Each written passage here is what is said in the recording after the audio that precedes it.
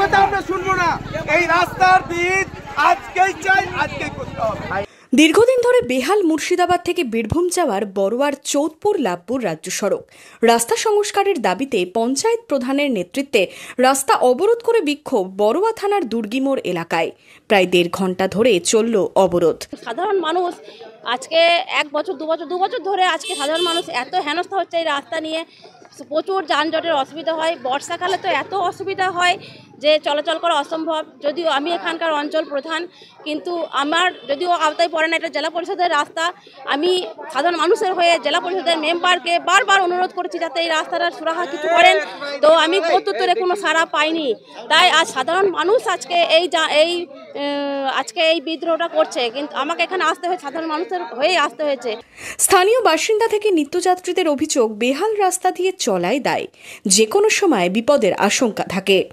দীর্ঘদিন ধরে আজকে আমাদের এই রাস্তার যে অবস্থা, তো এখান থেকে সাধারণ মানুষ যাতায়াত তো দূরের কথা, আমাদের 3-4টি স্কুল আছে আমাদের অঞ্চলে, স্কুলে ছেলেমেয়েরাও যেতে পারে না।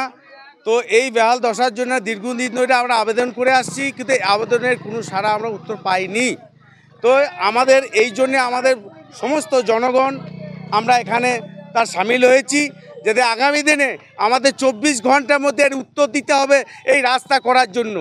আমরা এদিকে প্রত্যেকদিন যাতায়াত করি, আমরা মান্দ্রা স্কুলে সার্ভিস করি।